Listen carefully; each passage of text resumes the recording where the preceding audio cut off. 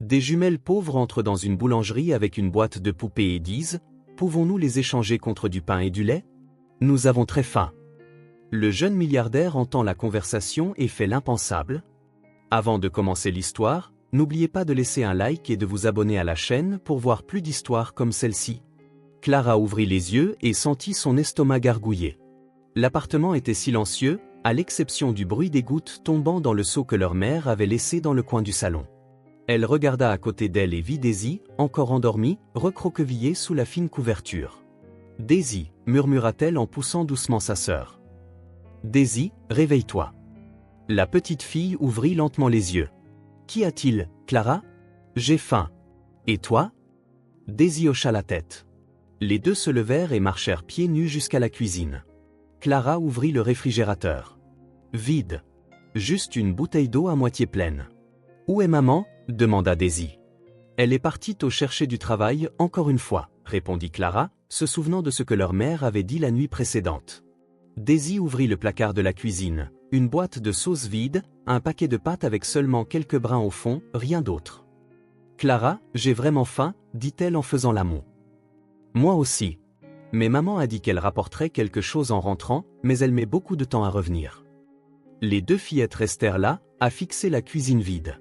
L'estomac de Clara gargouilla de nouveau, plus fort cette fois. « Daisy, tu te souviens de la fois où maman a vendu la bague de grand-mère? » « Je me souviens. Elle était triste, mais elle nous a acheté à manger. » Clara réfléchit un instant. « Et si on essayait d'échanger quelque chose à nous contre de la nourriture? » « Mais nous n'avons rien de valeur. »« Si, nous en avons. » Clara prit la main de sa sœur. « Viens avec moi. » Elles allèrent dans leur chambre et Clara sortit une vieille boîte à chaussures de sous le lit. À l'intérieur se trouvaient leurs 3 poupées. Ce n'étaient pas des poupées neuves ou chères, mais c'étaient leurs jouets préférés. La poupée de Clara s'appelait Princesse. Elle avait des cheveux blonds et une robe bleue légèrement délavée. Celle de Daisy s'appelait Fleur, avec des cheveux bruns et une robe rouge. Et il y avait Amy, qu'elles partageaient toutes les deux. Nos poupées, les yeux de Daisy s'écarquillèrent. « Ce sont les seules choses que nous avons qui pourraient avoir de la valeur, » dit Clara, même si elle sentait sa poitrine se serrer. « Mais Clara, ce sont nos amis. »« Je sais, mais nous pouvons les échanger. Et puis, quand maman aura un travail, on pourra lui demander de nous en acheter des nouvelles. » Daisy prit la poupée Fleur et la serra dans ses bras. « Tu penses que quelqu'un en voudra? » « Je pense que oui. Ce sont de très bonnes poupées. » Les deux sœurs restèrent là, tenant leurs poupées. Clara savait que Daisy pensait la même chose qu'elle. Elle ne voulait pas s'en séparer, mais leur faim était plus forte. « D'accord, » dit finalement Daisy. « Mais seulement jusqu'à ce que maman trouve un travail. »« Seulement jusqu'à ce que maman trouve un travail, » répéta Clara. Elles placèrent les poupées dans la boîte, s'habillèrent et quittèrent l'appartement. Le soleil brillait dehors et les gens marchaient dans les rues. Clara tenait la main de sa sœur, et les deux marchaient lentement, cherchant un endroit où elles pourraient tenter un échange. « Regarde là-bas. » Daisy montra une petite boulangerie. « Il y a beaucoup de monde. Ça doit être un bon endroit. » Clara regarda l'enseigne. « Boulangerie Miller. Pain frais, gâteau maison. » Son estomac gargouilla rien que d'y penser. « Essayons, » dit-elle. Miles Harrison se réveilla à la même heure que d'habitude. 6 heures du matin, pile. Le réveil n'avait même plus besoin de sonner. Son corps savait déjà qu'il était temps de commencer une autre journée, semblable à toutes les autres. Il sortit de son lit king size et se dirigea vers la fenêtre du 32e étage. La ville s'étendait en dessous comme un échiquier, avec de minuscules voitures filant dans les rues. Tout était si petit. Tout était si distant. À 29 ans, Miles possédait une fortune que la plupart des gens ne pouvaient même pas imaginer. Héritier des hôtels Harrison, une chaîne qui dominait le marché depuis 3 générations, il avait tout ce que l'argent pouvait acheter. Des voitures importées, des montres qui coûtaient plus cher qu'une maison, des vêtements sur mesure créés par des designers célèbres. Mais ce matin-là, comme tous les autres, il se sentait vide. Le téléphone sonna. C'était Janet, son assistante. « Bonjour, monsieur Harrison. Votre réunion avec les investisseurs japonais a été reportée à 10 heures. Le déjeuner avec le maire est toujours à 14 heures. Et votre mère a appelé pour savoir si vous assisterez à son dîner de charité ce soir. » Miles soupira. Une autre journée remplie d'obligations qui ne signifiait rien pour lui. « Vous pouvez annuler le dîner.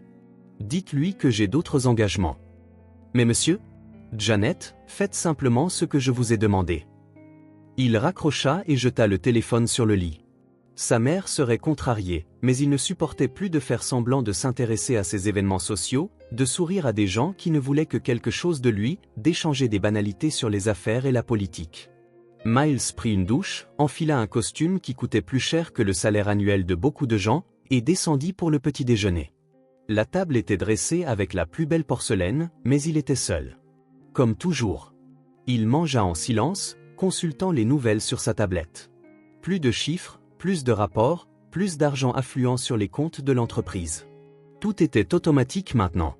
L'empire familial se gérait tout seul, et il n'était qu'une pièce décorative au sommet. À 9 heures, le chauffeur l'attendait à l'entrée de l'immeuble, une Mercedes noire aux vitres teintées. Miles monta et s'enfonça dans le siège en cuir. « Au bureau, monsieur Harrison ?» demanda Robert, le chauffeur. Miles était sur le point de dire oui quand quelque chose attira son attention. De l'autre côté de la rue, il y avait une petite boulangerie. Rien de spécial, juste une simple enseigne. Boulangerie Miller. Les vitrines étaient embuées par la vapeur chaude qui s'échappait de l'intérieur. Pourquoi pas? C'était mieux que d'aller directement à une autre réunion inutile. Non, Robert, déposez-moi à la boulangerie là-bas. Le chauffeur fronça les sourcils. Monsieur, la boulangerie de l'autre côté de la rue? Juste pour quelques minutes. Robert fit le tour du pâté de maison et s'arrêta devant l'établissement. Miles sortit de la voiture et resta un instant sur le trottoir. Pourquoi avait-il demandé à s'arrêter ici? Il n'en savait rien lui-même. La porte de la boulangerie fit tinter une petite cloche quand il entra. L'odeur du pain frais emplit ses narines. C'était un arôme qu'il n'avait pas senti depuis des années. Simple mais réconfortant. L'endroit était petit et exigu. Les étagères étaient remplies de pain, de gâteaux maison et de biscuits. Derrière le comptoir, un homme d'une soixantaine d'années, portant un tablier blanc couvert de farine, lui sourit. « Bonjour. En quoi puis-je vous aider ?» Miles regarda autour de lui, ne sachant pas trop ce qu'il faisait là. « Je venais juste jeter un œil. » « Bien sûr, faites comme chez vous. Nous avons du pain frais qui sort tout juste du four. » C'est alors que Miles entendit des voix. Deux voix enfantines chuchotant près de la porte. « Vas-y, Clara. Demande-lui. »« Non, demande-lui toi, Daisy. Tu es plus courageuse. » Miles se retourna et vit deux petites filles, des jumelles apparemment. Elles devaient avoir environ 5 ans. Elles portaient des vêtements propres mais visiblement rapiécés. Leurs cheveux blonds étaient attachés en simple queue de cheval. La plus courageuse des deux, probablement Daisy, tenait une vieille boîte à chaussures. Elle prit une profonde inspiration et s'approcha du comptoir. « Monsieur, dit-elle d'une voix faible mais déterminée, en tendant la boîte. Pouvons-nous échanger ces poupées contre du pain et du lait? Nous avons très faim. » Miles sentit quelque chose se serrer dans sa poitrine. Il s'approcha discrètement, faisant semblant de regarder le pain sur l'étagère. Le propriétaire de la boulangerie ouvrit la boîte, et Miles put voir le contenu par-dessus les épaules des filles. Il y avait 3 vieilles poupées à l'intérieur. Elles étaient bien entretenues, mais il était évident qu'elles avaient été beaucoup aimées. L'une d'elles avait un bras détaché, ne tenant que par quelques fils. « Mesdemoiselles, dit le boulanger gentiment. Vous êtes sûre? Ces poupées semblent très spéciales pour vous. » Clara, la plus timide, parla pour la première fois. « C'est juste que maman est sortie chercher du travail et il n'y a pas à manger à la maison. Nous avons très faim. Mais nous en prenons bien soin, » ajouta rapidement Daisy. « Ce sont de très bonnes poupées. Elles tiendront compagnie à quelqu'un. » Miles sentit son cœur s'accélérer. Sans réfléchir, il s'approcha du comptoir. « Excusez-moi, dit-il en sortant son portefeuille de sa poche. Je vais payer le pain et le lait des filles. » Les deux le regardèrent avec de grands yeux. Le boulanger semblait surpris aussi. « Monsieur, vous n'êtes pas obligé, » commença l'homme. « J'insiste. » Miles plaça un billet de $50 dans sa main. « Et vous pouvez leur donner quelque chose en plus. Des biscuits peut-être, et laissez-les garder les poupées. » Le boulanger prépara un sac avec du pain, des biscuits et remplit 2 gobelets de lait. Les filles continuaient de regarder Miles comme s'il était un magicien. « Merci, monsieur, » dit Clara, tenant le gobelet de lait avec ses 2 petites mains.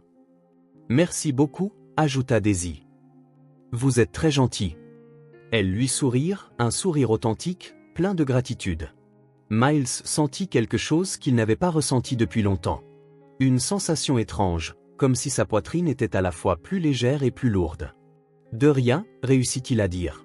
Les filles prirent leurs poupées, la nourriture, et quittèrent la boulangerie main dans la main. À travers la vitre embuée, Miles les regarda s'éloigner dans la rue, marchant lentement et parlant doucement. Des filles très spéciales, commenta le boulanger en rangeant l'argent.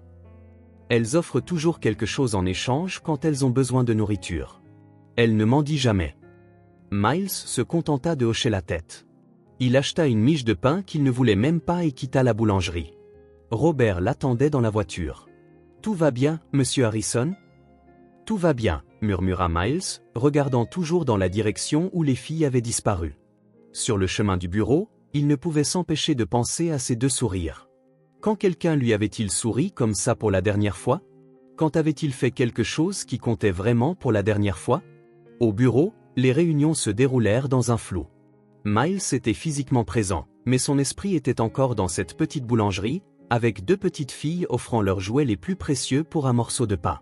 Ce soir-là, seul dans son appartement silencieux, Miles se surprit à regarder par la fenêtre en direction du quartier de la boulangerie. Pour la première fois depuis longtemps, il sentit que quelque chose avait changé. Il ne pouvait pas expliquer quoi, mais quelque chose était différent. Il s'endormit en pensant à deux petites filles courageuses et à leur sourire sincère. Et pour la première fois depuis des années, il ne se sentit pas complètement seul. Miles se réveilla le lendemain avec la même étrange sensation dans la poitrine.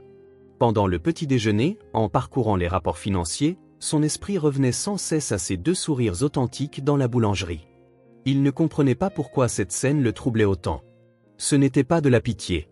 Il connaissait à peine les filles. C'était quelque chose de différent, une agitation qui le remuait d'une manière qu'il ne pouvait expliquer. « Monsieur Harrison », Janet apparut à la porte du bureau. « Les contrats pour l'acquisition de Miami sont prêts pour votre signature. » Miles hocha la tête distraitement, signant les papiers sans même les lire correctement. Son esprit était ailleurs. Pourquoi deux enfants inconnus prenaient-ils tant de place dans ses pensées? Pendant la réunion du conseil d'administration, alors qu'ils discutaient de l'expansion sur la côte ouest, Miles se surprit à regarder par la fenêtre. En bas, les gens marchaient dans les rues, vivant leur vie normale. Y avait-il d'autres enfants comme Clara et Daisy? Y avait-il d'autres mères luttant seules pour mettre de la nourriture sur la table? Miles, que pensez-vous de la proposition?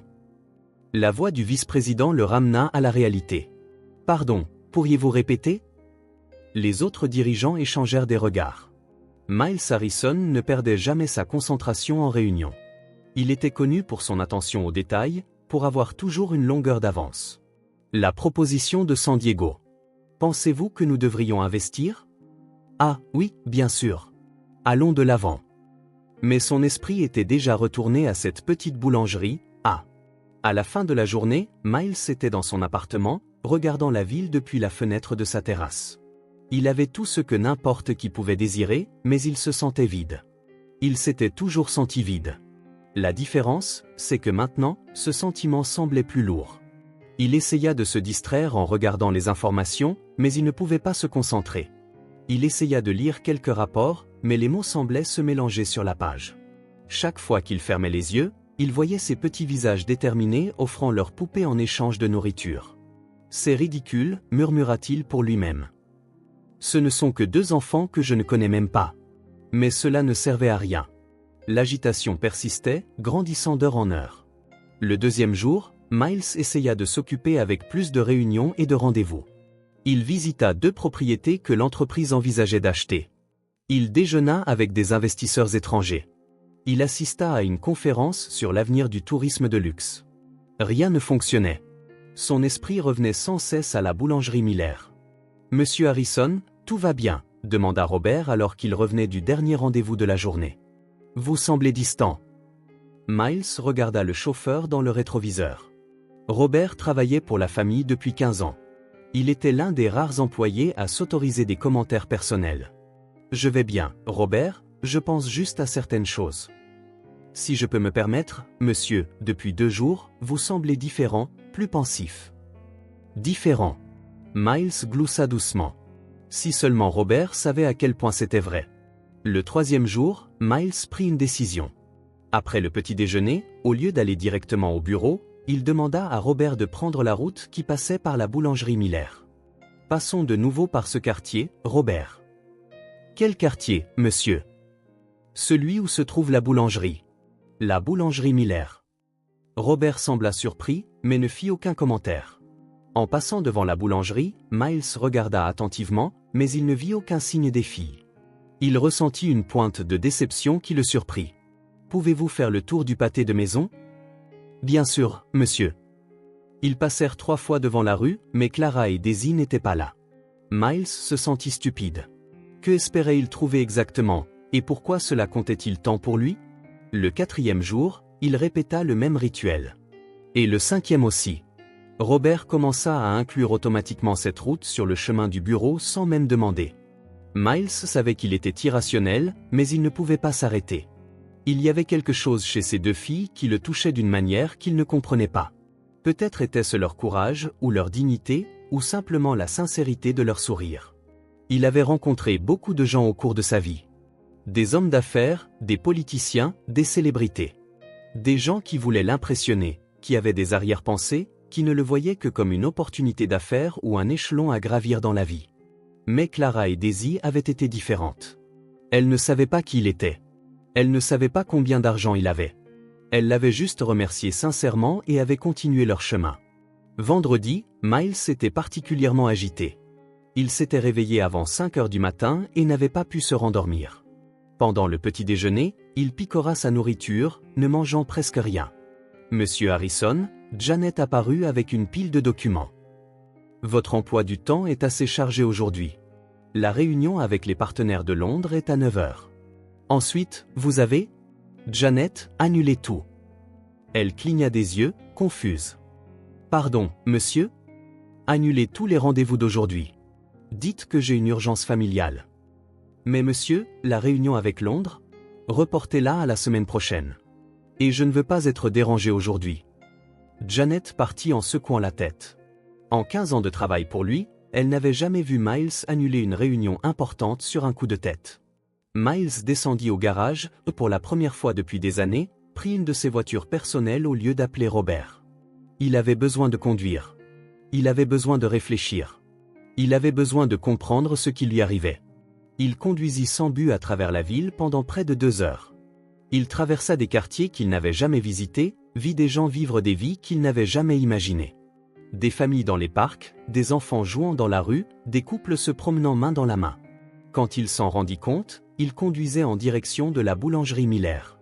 Cette fois, au lieu de simplement passer devant, il se gara de l'autre côté de la rue et observa. La boulangerie était animée. Des gens entraient et sortaient, achetant du pain pour le déjeuner. Miles resta là pendant près d'1 heure, se sentant complètement idiot. Que faisait-il exactement? Épier 2 enfants de 5 ans. C'était ridicule. Il était sur le point de partir quand il vit quelque chose qui fit battre son cœur. 2 petites silhouettes marchant sur le trottoir, main dans la main. Clara et Daisy. Elles étaient à quelques pâtés de maison de la boulangerie, se dirigeant vers ce qui ressemblait à un petit marché. Miles sortit de la voiture et les suivit à distance de sécurité, ne sachant pas exactement pourquoi. Les filles s'arrêtèrent devant le marché et commencèrent à se parler doucement. Clara tenait quelque chose dans sa main. Cela ressemblait à quelques pièces de monnaie. Daisy montra l'intérieur du magasin et hocha la tête. Miles s'approcha lentement, faisant semblant de regarder une vitrine voisine. « Tu penses qu'on peut acheter une banane ?» entendit Clara demander. « Je ne sais pas. Voyons combien ça coûte. » Les 2 entrèrent dans le marché. Miles attendit quelques secondes et les suivit. À l'intérieur du magasin, les filles étaient devant le rayon des fruits, comptant les pièces qu'elles avaient. 3 bananes coûtent $1, lut Daisy à voix haute. Eh bien, nous n'avons que 80 centimes, dit Clara, déçue. Peut-être que le monsieur prendra 80 centimes pour 2 bananes. Elles s'approchèrent du caissier, un jeune homme qui mâchait du chewing-gum et regardait son téléphone. Excusez-moi, dit timidement Clara. Prendrez-vous 80 centimes pour 2 bananes?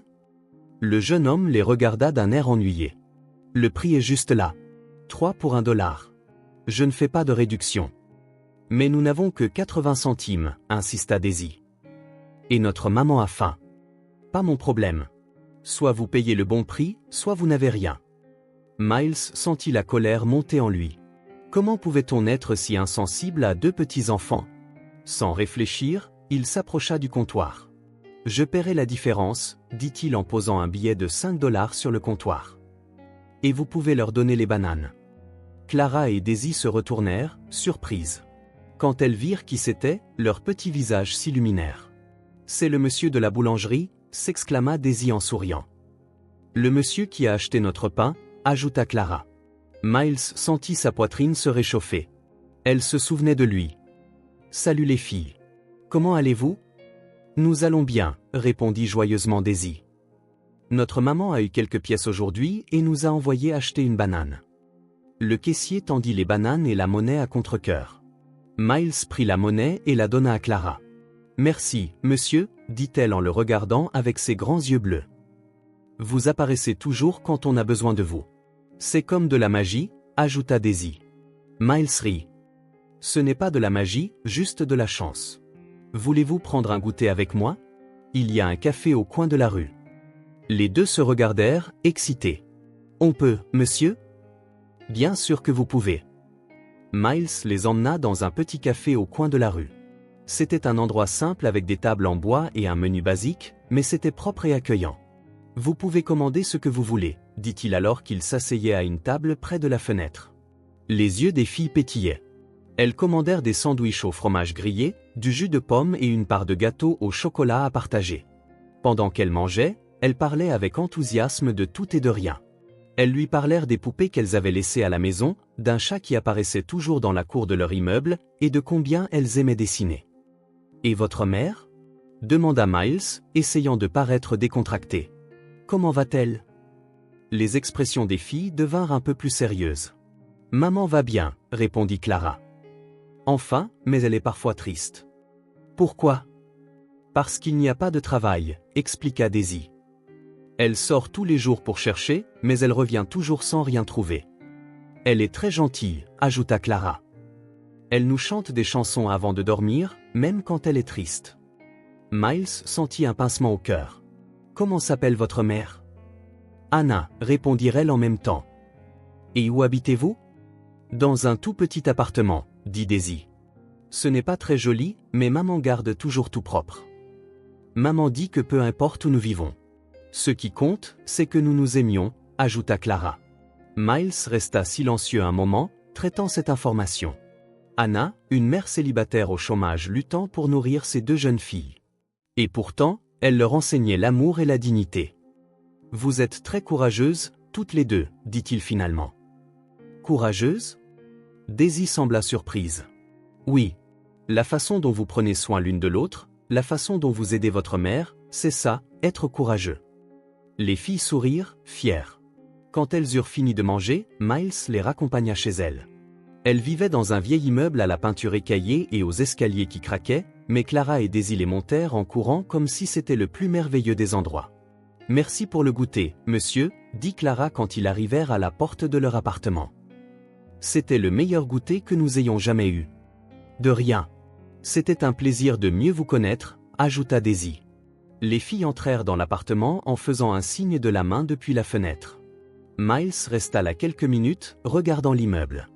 Quand il rentra chez lui ce soir-là, l'agitation s'était un peu calmée, mais elle avait été remplacée par quelque chose d'encore plus fort. Le désir de faire quelque chose. Il ne savait pas exactement quoi, mais il savait qu'il ne pouvait pas simplement retourner à sa vie comme si de rien n'était. Clara, Daisy et Anna, une petite famille luttant pour survivre dans une grande ville indifférente. Et d'une manière ou d'une autre, elles avaient réveillé quelque chose en lui qu'il ne savait même pas exister. Cette nuit-là, pour la première fois depuis longtemps, Miles dormit paisiblement. Miles se réveilla le lundi avec un sentiment différent. Ce n'était plus l'agitation qui l'avait hanté. C'était quelque chose de plus léger, de plus plein d'espoir. Pour la première fois depuis des années, il avait quelque chose à attendre avec impatience, en dehors des réunions et des rapports financiers. Il prit sa voiture personnelle et se rendit dans le quartier où vivaient Clara et Daisy. En s'approchant de leur immeuble, il ralentit et regarda autour de lui. Il ne les vit nulle part. Il se gara de l'autre côté de la rue et attendit. 10 minutes passèrent. « Va !» Il commençait à se sentir ridicule quand la porte de l'immeuble s'ouvrit. Clara et Daisy descendirent les escaliers en courant, comme toujours, main dans la main. Elles s'arrêtèrent sur le trottoir et commencèrent à regarder de part et d'autre comme si elles cherchaient quelque chose ou quelqu'un. Miles sentit son cœur s'accélérer. L'attendait-elle? Il sortit de la voiture et traversa la rue. Quand les filles le virent, leurs petits visages s'illuminèrent. « Monsieur !» cria Daisy en courant vers lui. « Nous vous attendions. »« Vous m'attendiez » Miles s'agenouilla pour être à leur hauteur. « Oui, nous pensions que vous viendriez peut-être encore aujourd'hui, » expliqua Clara, timide mais souriante. « Alors, nous sommes venus attendre ici sur le trottoir, » ajouta Daisy. « Notre maman a dit que nous pouvions rester ici jusqu'à 9 heures. Heureusement que je suis arrivé au bon moment, alors. Avez-vous déjà pris votre petit déjeuner ?» Les deux secouèrent la tête. « Non. Que diriez-vous d'aller prendre le petit déjeuner ensemble ?» Les yeux des filles pétillèrent. Miles les emmena au café du coin. Ils s'assirent à la même table près de la fenêtre. Clara et Daisy commandèrent des pancakes au sirop et du chocolat chaud. « Gentil monsieur. » Miles rit quand elles utilisèrent à nouveau ce surnom. « C'est comme ça qu'on vous appelle, » expliqua Daisy. « Parce qu'on ne connaît pas votre nom. »« Je m'appelle Miles. »« Miles, » répéta Clara. « C'est un joli nom. »« Monsieur Mill, » sourit Daisy. « Maintenant, on peut dire ton nom à notre maman. » Et il revint le lendemain, et le surlendemain, et le jour d'après. Chaque matin, Clara et Daisy l'attendaient sur le trottoir. Parfois, ils allaient prendre le petit déjeuner. D'autres fois, ils se promenaient simplement dans le quartier en parlant. « Poussez-nous sur la balançoire, monsieur Mill » demanda Daisy quand il commença à les emmener dans un petit parc. « Plus haut, cria Clara en riant. Miles se surprit à rire aussi. Quand avait-il ri comme ça pour la dernière fois? Le 4e jour, elles lui montrèrent leurs poupées. Elles avaient amené Princesse, Fleur et Amy au parc. « Voici Princesse, » dit Clara. « Elle est très courageuse. Et voici Fleur. » Daisy lui montra la sienne. « Elle aime danser. Et Amy nous appartient à toutes les deux, » expliqua Clara. « Nous la partageons. » Les filles lui racontaient les aventures de leur journée. Comment elles avaient aidé une voisine âgée. Comment elles avaient trouvé un chaton blessé et en avaient pris soin.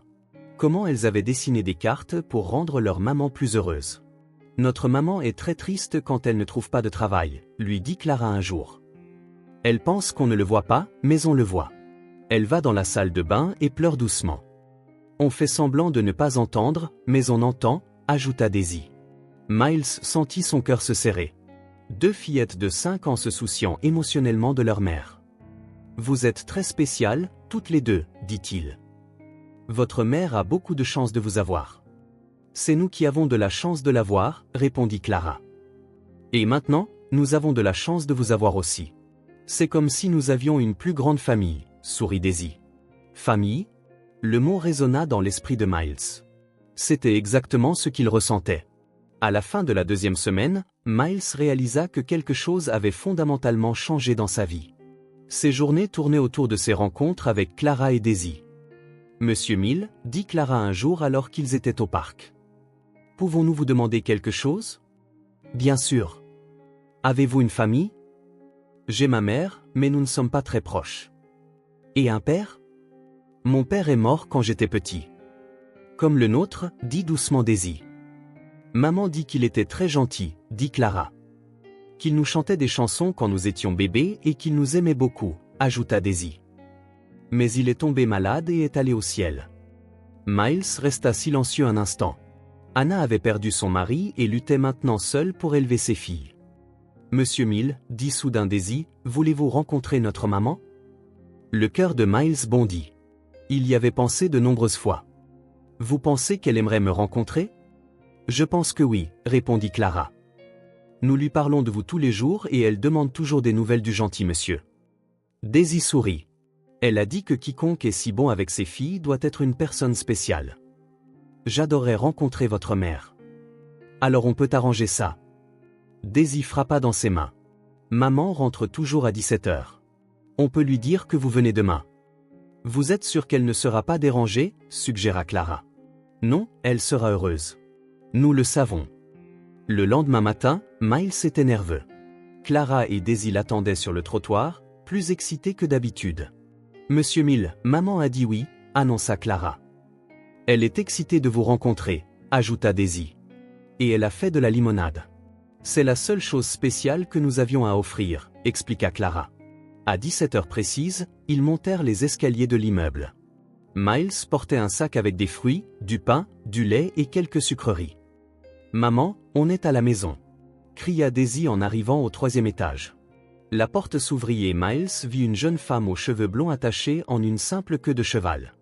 Elle portait un chemisier blanc et une jupe bleue, tous deux propres mais usés. Ses yeux étaient du même bleu clair que ceux de ses filles. « Maman, voici Monsieur Mill, dit fièrement Clara. Anna sourit et Miles comprit d'où les filles avaient hérité de ce sourire authentique. « C'est un plaisir de vous rencontrer, Miles. Je suis Anna. Clara et Daisy parlent de vous tout le temps. Le plaisir est pour moi, Anna. Vos filles sont extraordinaires. Entrez, je vous en prie. Notre appartement est petit, mais... C'est notre maison, termina Clara. Miles entra dans l'appartement et comprit immédiatement. L'endroit était petit et simple, mais impeccablement propre. Il y avait des fleurs dans des bouteilles, les dessins des filles scotchés au mur, et un sentiment d'amour qui imprégnait chaque recoin. « Asseyez-vous, je vous en prie », indiqua Anna en montrant le canapé. « J'ai fait de la limonade. J'espère que vous aimez. » Pendant qu'Anna servait la limonade, Miles observait l'appartement. Il y avait peu de meubles, mais tout était agencé avec soin.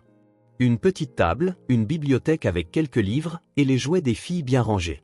« Miles », dit Anna en s'asseyant en face de lui pendant que Clara et Daisy jouaient par terre. « Je ne sais pas comment vous remercier pour tout ce que vous avez fait pour les filles. Vous n'avez pas besoin de me remercier. C'est un plaisir d'être avec elles. Elles me parlent des petits déjeuners, des sorties. Vous n'imaginez pas à quel point cela compte pour elles et pour moi. » Anna fit une pause, choisissant ses mots avec soin. Ça fait longtemps qu'elles n'ont pas eu de figure masculine positive dans leur vie, depuis la mort de leur père. Clara et Daisy m'ont dit que vous l'aviez perdue quand elles étaient bébés. Anna hocha la tête, les yeux emplis de tristesse. David, cancer. C'était très rapide. Les filles ne s'en souviennent même pas, mais moi, je me souviens de tout. Elle prit une profonde inspiration avant de continuer. Après sa mort, c'était très difficile. Je travaillais dans un magasin, mais l'argent couvrait à peine les factures. Quand les filles ont commencé à grandir, les dépenses ont augmenté, et Anna s'interrompit, luttant contre l'émotion. J'ai perdu mon travail il y a 6 mois. Le magasin a fermé. Depuis, je cherche du travail tous les jours, mais c'est difficile, surtout quand on a besoin d'horaires flexibles à cause des enfants. Miles écoutait en silence, ressentant un profond respect pour cette femme. Alors, je fais ce que je peux pour maintenir notre dignité, continua Anna. Je n'ai jamais mendié, jamais demandé d'aide gouvernementale. Je vends quelques objets quand j'en ai besoin, je fais des petits boulots, mais... Elle regarda ses filles qui jouaient tranquillement. Parfois, je me demande si je suis têtue, si je ne devrais pas simplement ravaler ma fierté. Mais je veux que Clara et Daisy apprennent qu'on peut garder la tête haute même dans les situations les plus difficiles. Et elles l'ont appris, dit doucement Miles. Ce sont les enfants les plus dignes que j'ai jamais rencontrés. Anna sourit, des larmes se formant dans ses yeux. Merci de dire ça. Parfois, j'ai l'impression de les laisser tomber. Vous ne les laissez pas tomber. Vous élevez 2 filles extraordinaires. Elles vous aiment beaucoup, Miles. Elles parlent de vous tout le temps. Vous êtes devenu très important pour elles. Miles regarda Clara et Daisy. Elles sont devenues très importantes pour moi aussi. Plus que je ne l'aurais jamais imaginé. Anna étudia son visage. Puis-je vous demander pourquoi vous vous intéressez tant à elles? Vous semblez être un homme qui a réussi. Depuis que j'ai rencontré vos filles, ma vie a plus de sens. Elles me rappellent ce qui compte vraiment. Anna hocha la tête comme si elle comprenait. Elles ont cet effet sur les gens. Elles arrivent toujours à trouver de la joie dans les choses les plus simples. Ils parlèrent encore 1 heure. Anna lui parla des rêves qu'elle avait pour ses filles. Miles parla de son travail, mais de manière simple.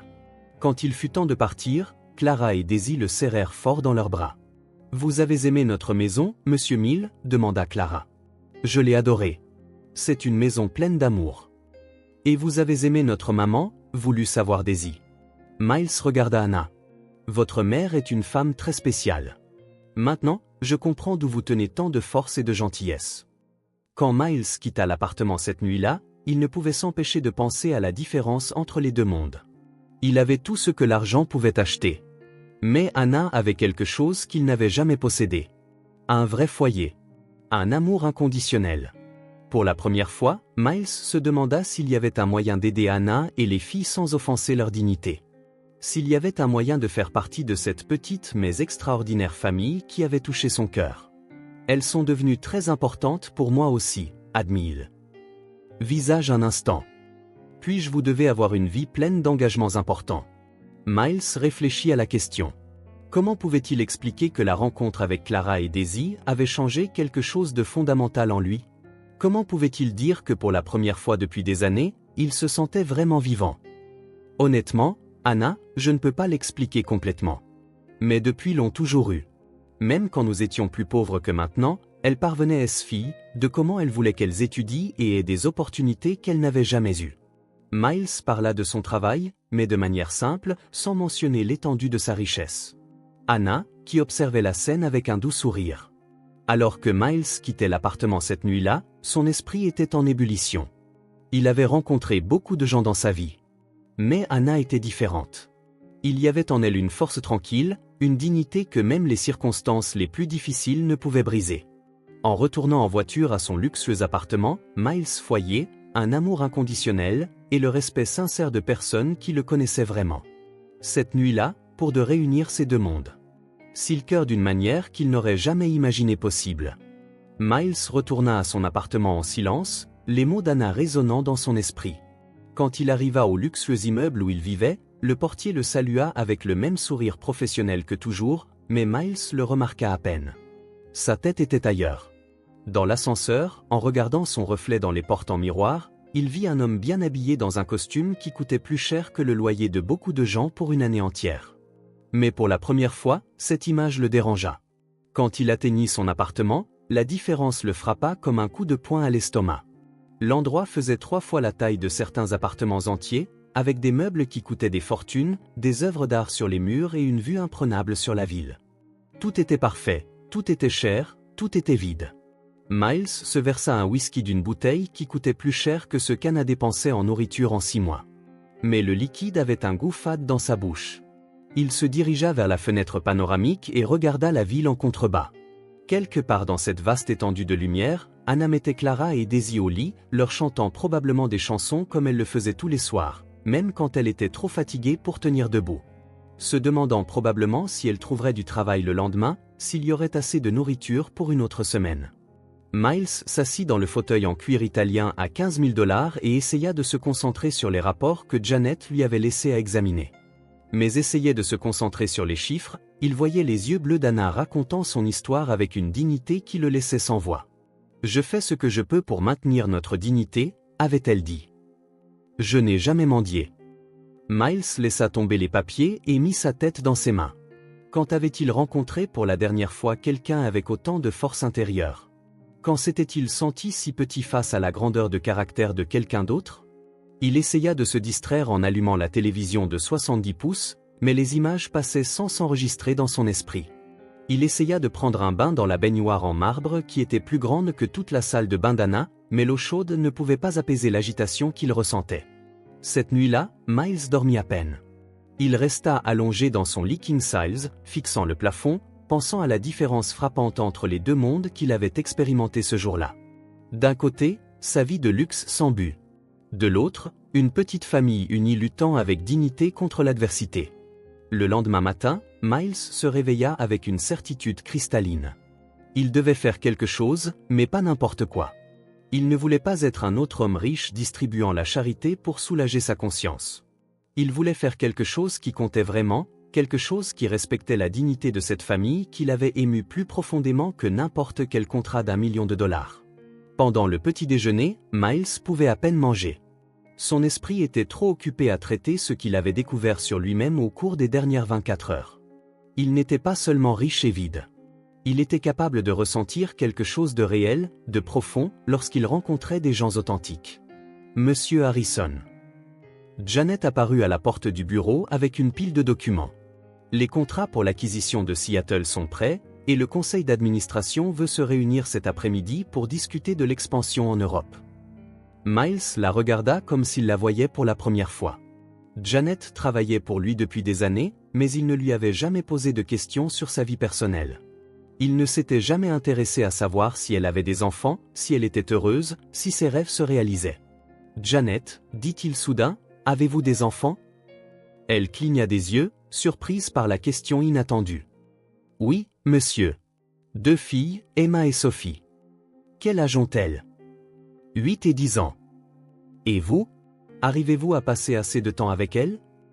Janet sembla encore plus confuse. « Eh bien, je travaille beaucoup, comme vous le savez, mais j'essaie de compenser le week-end. » Miles hocha la tête, ressentant une pointe de culpabilité.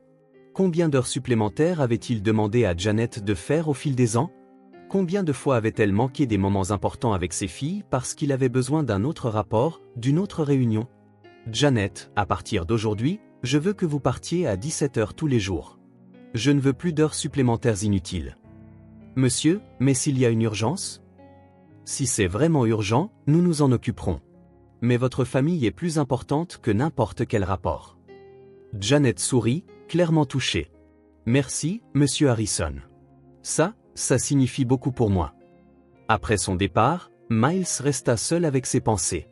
Il commença à se demander combien d'autres personnes dans sa vie il avait traitées comme des pièces d'un jeu d'échecs, utiles uniquement pour ses propres objectifs. Pendant le déjeuner, Miles ne pouvait pas se concentrer sur la conversation avec les investisseurs de Londres. Son esprit était occupé à élaborer un plan. Il voulait aider Anna, mais d'une manière qui préserverait sa dignité. Il ne voulait pas lui donner de l'argent. Il voulait lui donner une opportunité. Anna avait dit qu'elle cherchait du travail tous les jours, qu'elle avait besoin d'horaires flexibles à cause des filles. Miles possédait une chaîne d'hôtels. Il y aurait sûrement un poste qui lui conviendrait quelque part.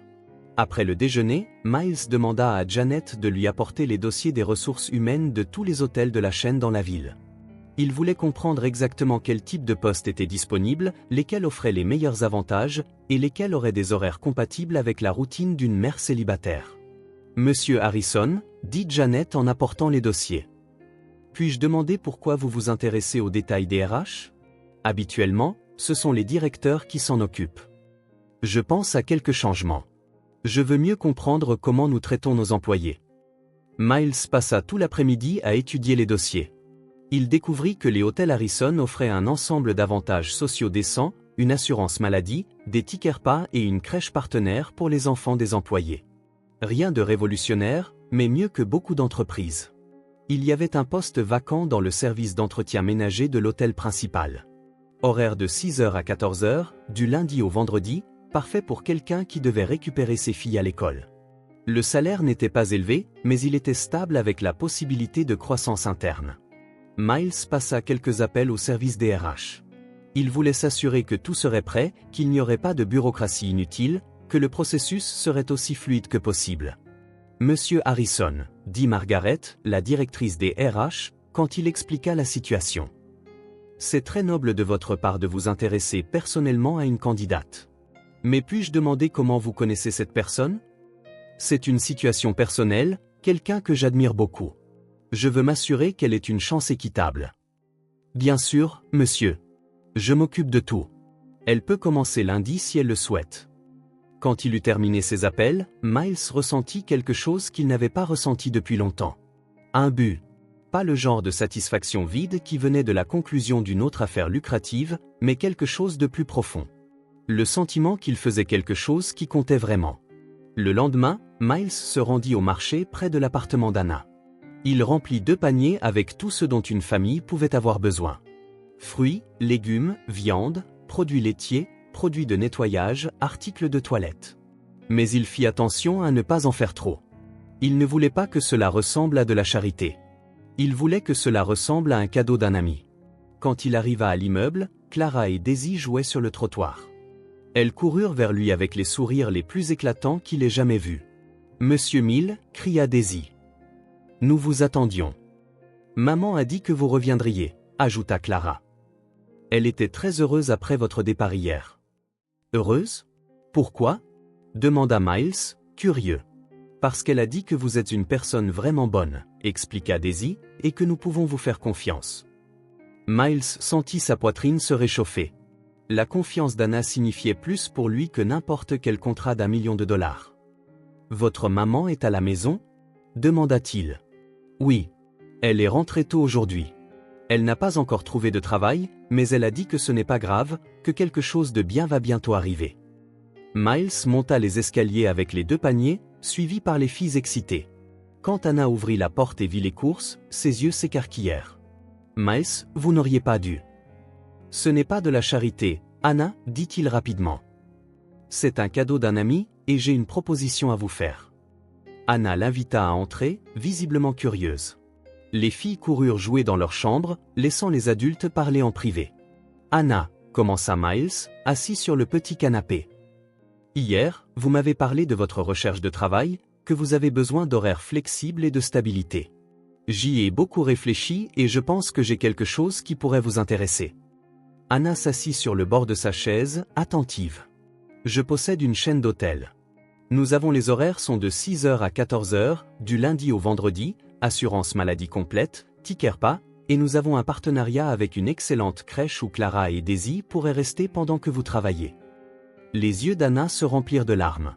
« Miles, est-ce que c'est réel? » « Tout à fait réel.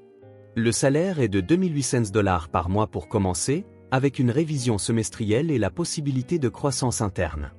Si vous le voulez, vous pouvez commencer lundi. » Anna couvrit sa bouche avec ses mains, clairement émue. « Je ne sais pas quoi dire. »« Dites que vous acceptez. Pas parce que vous devez le faire, mais parce que vous le méritez. Parce que vous êtes une femme travailleuse et dévouée, et que n'importe quelle entreprise aurait de la chance de vous avoir. »« Mais Miles, pourquoi faites-vous cela? Vous me connaissez à peine. » Miles réfléchit à la question un instant. « Parce que vous m'avez appris quelque chose d'important, Anna. Vous m'avez montré ce qu'est la vraie dignité, ce qu'est la vraie force. Et parce que Clara et Daisy m'ont appris ce qu'est l'amour inconditionnel. Vous 3 avez changé ma vie plus que n'importe quel succès professionnel ne l'a jamais fait. » Anna se mit à pleurer, mais c'était des larmes de soulagement et de gratitude. « Ce n'est pas par pitié ?» demanda-t-elle avec vulnérabilité. « Anna, regardez-moi, » dit Miles en se penchant en avant. « Vous avez élevé 2 filles extraordinaires toutes seules. Vous avez maintenu la dignité de votre famille même dans les circonstances les plus difficiles. Vous enseignez l'amour et l'espoir chaque jour. Je ne ressens pas de pitié pour vous. Je ressens de l'admiration, un profond respect, et je suis honoré de pouvoir vous offrir cette opportunité. » Anna essuya ses larmes et sourit. « Alors, j'accepte avec une grande fierté. » À ce moment-là, Clara et Daisy arrivèrent en courant de la cuisine. « Maman, pourquoi tu pleures ?» demanda Clara, inquiète. « Ce sont des larmes de joie, mon amour, » dit Anna en les serrant toutes les 2 dans ses bras. « Monsieur Mill a offert un travail à maman. »« Un vrai travail ?» demanda Daisy, excitée. « Un vrai travail, » confirma Anna.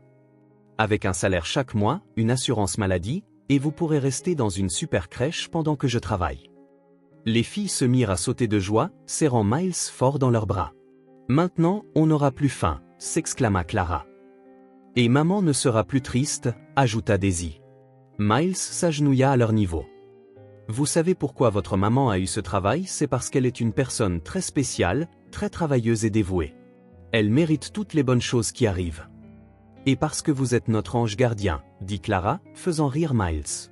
« Je ne suis pas un ange gardien. Je suis juste un ami qui veut vous voir heureuse. » Quand Miles quitta l'appartement cet après-midi-là, il se sentit différent, plus léger, mais en même temps plus plein. Pour la première fois depuis des années, il avait utilisé sa position et ses ressources pour quelque chose qui comptait vraiment, non pas pour gagner plus d'argent ou impressionner des investisseurs, mais pour changer la vie de personnes qui avaient changé la sienne. En rentrant chez lui, Miles réfléchit à quel point il était étrange que 3 personnes qu'il avait rencontrées par hasard dans une boulangerie aient eu un impact si profond sur sa vie. Anna, Clara et Daisy lui avaient montré ce qui lui manquait dans son monde de luxe vide. Une connexion humaine réelle, un véritable but, et la satisfaction qui vient du fait de faire une différence dans la vie de quelqu'un. Cette nuit-là, Miles dormit mieux qu'il ne l'avait fait depuis des années.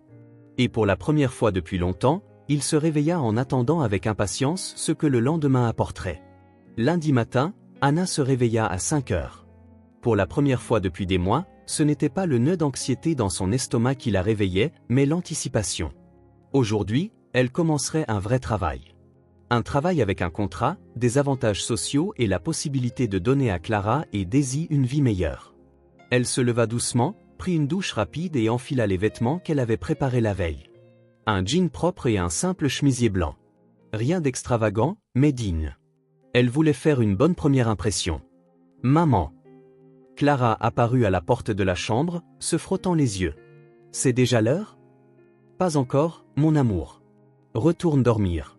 Je te réveillerai dans un petit moment. Mais Clara ne retourna pas au lit. Au lieu de cela, elle s'approcha et serra Anna autour de la taille. Maman, je suis fière de toi. Anna sentit ses yeux se remplir de larmes. Merci, Clara. Ça signifie tout pour moi. À 6h30, Anna réveilla les filles. Elles prirent le petit déjeuner ensemble, un vrai petit déjeuner avec du pain, du lait, des fruits et même un peu de confiture. Le garde-manger était plein grâce au panier que Miles avait apporté, et Anna savait que bientôt, elle pourrait elle-même maintenir cette abondance. Vous allez aimer la crèche, dit Anna en coiffant les filles. Mademoiselle Margaret m'a expliqué qu'ils ont des jouets, des livres, et d'autres enfants avec qui jouer. Et on te verra tous les jours quand tu sortiras du travail, demanda Daisy. Tous les jours. Je finis le travail à 14h et je viendrai vous chercher. Ensuite, nous rentrerons à la maison ensemble. À 7h15, Anna déposa Clara et Daisy à la crèche Les Petits Soleils, le partenaire de l'hôtel. L'endroit était accueillant, avec des murs colorés, des jouets éparpillés partout et un personnel souriant qui accueillit chaleureusement les filles. Ne vous inquiétez pas, Madame Williams, dit la coordinatrice, une femme sympathique nommée Sarah. Elles iront bien, et si quelque chose arrive, nous avons votre numéro. Anna embrassa ses filles et partit pour l'hôtel. Dans le bus, elle regarda par la fenêtre et se permit de rêver un peu. Pour la première fois depuis longtemps, elle avait de l'espoir. L'espoir que les choses changeaient enfin pour le mieux. L'hôtel Harrison était imposant. Anna n'était jamais entrée dans un endroit aussi luxueux. Le hall était tout en marbre, avec d'énormes lustres et des meubles qui semblaient coûter plus cher que son appartement entier. Pendant un instant, elle se sentit déplacée. Anna Williams, une femme en tailleur, s'approcha d'elle. « Je suis Margaret, des ressources humaines. C'est un plaisir de vous rencontrer. »« Le plaisir est pour moi, » répondit Anna en lui serrant la main. Margaret l'emmena dans une salle où elle lui expliqua toutes les procédures, lui remit l'uniforme et la présenta à sa superviseure, une femme de 50 ans nommée Rosa. « Bienvenue dans l'équipe, Anna, » dit Rosa avec un sourire sincère. « Je travaille ici depuis 15 ans. C'est un bon endroit pour travailler. Les patrons nous traitent bien. » Rosa montra à Anna tout l'étage qui serait sa responsabilité. 12 chambres d'hôtes, 2 salles de bain de service et un petit couloir. Ce n'était pas un travail facile, mais Anna était habituée au labeur. L'important, c'est l'attention aux détails, expliqua Rosa. Les clients paient beaucoup d'argent pour séjourner ici, donc tout doit être parfait, mais tu prendras le coup avec le temps. Anna commença lentement, prêtant attention à chaque instruction, comment plier les draps d'une manière spécifique, comment nettoyer la salle de bain sans laisser de traces sur le miroir, comment disposer les serviettes pour qu'elles aient l'air de sortir d'un magazine. Le travail était fatigant, mais Anna ressentit une satisfaction qu'elle n'avait pas ressentie depuis des mois. Chaque chambre qu'elle terminait était une petite victoire. Chaque lit bien fait était la preuve qu'elle était capable, qu'elle contribuait, qu'elle avait de la valeur. « Tu es rapide », commenta Rosa à l'heure du déjeuner. « Et soigné. J'aime ça. Merci. Je veux faire du bon travail. Tu en fais déjà. Continue comme ça. » Pendant le déjeuner à la cafétéria des employés, Anna parla avec d'autres collègues. Elle découvrit que beaucoup d'entre elles étaient aussi des mères célibataires, qu'elles faisaient toutes face à des défis similaires, mais qu'elles avaient trouvé à l'hôtel une stabilité que d'autres entreprises n'offraient pas. « Monsieur Harrison est différent des autres patrons riches », commenta une collègue nommée Linda. « Il se soucie sincèrement de nous. L'année dernière, quand ma fille est tombée malade, il s'est assuré que j'ai tous les congés nécessaires. » Anna sourit, pensant à comment Miles avait changé sa vie et celle des filles. Il était vraiment différent. L'après-midi passa rapidement. Anna termina ses chambres 15 minutes en avance et aida une collègue qui était en retard. Quand Rosa vit cela, elle tint à louer son esprit d'équipe. C'est important ici. À 14h précises, Anna pointa et quitta l'hôtel. Elle était fatiguée, oui, mais c'était une fatigue différente. C'était l'épuisement de quelqu'un qui avait travaillé dur et bien fait son travail. C'était l'épuisement de la dignité. Dans le bus pour la crèche, Anna calculait mentalement. Avec le salaire qu'elle allait recevoir, elle pourrait payer le loyer à temps, acheter assez de nourriture pour tout le mois, et il lui resterait même un peu pour les urgences. Pour la première fois depuis longtemps, Elle n'aurait pas à choisir entre payer la facture d'électricité et acheter du lait pour les filles. Maman. Clara et Daisy coururent vers elle quand elle arriva à la crèche. Comment s'est passée ta première journée? Demanda. C'était génial, s'exclama Daisy. On a fait des dessins, joué avec de la pâte à modeler, et mademoiselle Sarah a lu une histoire super cool. Et on s'est fait de nouvelles amies, ajouta Clara. Emma et Sophie, elles sont vraiment gentilles. Sur le chemin du retour, les filles racontèrent chaque détail de leur journée à la crèche. Anna écoutait attentivement, heureuse de les voir si excitées. Pendant des mois, elle s'était inquiétée qu'elle manque des expériences importantes en restant seule à la maison si souvent. Et le travail de maman, comment c'était? Demanda Clara. C'était super, mon amour. Fatigant, mais super. Maman va travailler là-bas tous les jours maintenant. Pour toujours, voulut savoir Daisy. J'espère bien, ma chérie. J'espère bien. Quand elles rentrèrent à la maison, Anna prépara un goûter pour les filles et se permit de se détendre un peu sur le canapé. Elle regarda autour du petit appartement et le vit avec de nouveaux yeux. Ce n'était pas grand-chose, mais c'était le leur. Et maintenant, avec son travail, elle pourrait même améliorer quelques petites choses. Peut-être acheter de nouveaux draps, peut-être réparer le robinet qui goutte. À la fin de la première semaine, Anna s'était complètement adaptée à la routine. Se lever à 5 heures, préparer les filles, les déposer à la crèche, travailler avec dévouement, les récupérer à 14h15 et rentrer à la maison pour le reste de la journée ensemble. Rosa est très impressionnée par toi, commenta Margaret vendredi. Elle a dit que tu es l'une des meilleures employées qu'elle ait jamais formées. Anna sourit, fière. Merci. J'essaie de faire de mon mieux. Et ça se voit. Continue comme ça. Vendredi soir, Anna fit quelque chose qu'elle n'avait pas fait depuis longtemps. Elle prépara un dîner spécial pour les filles. Rien d'extravagant, mais un poulet rôti avec des pommes de terre et de la salade. Un vrai dîner de famille. Maman, pourquoi la nourriture est si délicieuse? Demanda Daisy.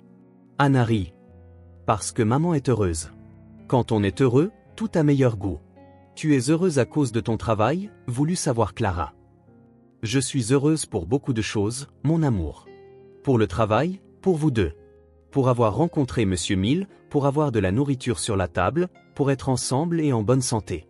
Cette nuit-là, après avoir mis les filles au lit, Anna s'assit à la table de la cuisine et fit quelque chose qu'elle n'avait pas fait depuis des mois. Elle planifia l'avenir. Elle calcula combien elle pourrait économiser par mois. Elle pensa à inscrire les filles à des cours de danse ou de musique quand elle aurait les fonds supplémentaires. Elle rêva même d'avoir un appartement plus grand à l'avenir. Mais le plus important était le sentiment de stabilité. Pour la première fois depuis la mort de David, Anna sentait qu'elle avait le contrôle de sa vie. Qu'elle ne faisait pas que survivre, mais qu'elle vivait. Samedi matin, Anna se réveilla reposée. Il n'y avait pas de précipitation, pas d'anxiété à chercher du travail. Juste un week-end tranquille avec ses filles. Maman, dit Clara pendant le petit déjeuner. Tu as l'air différente. Différente comment? Plus heureuse, moins inquiète. Anna sourit et serra sa fille dans ses bras. C'est parce que je le suis, mon amour. Maman est très heureuse. Et c'était vrai. Pour la première fois depuis longtemps, Anna Williams était heureuse. Pas seulement soulagée ou pleine d'espoir, mais véritablement heureuse.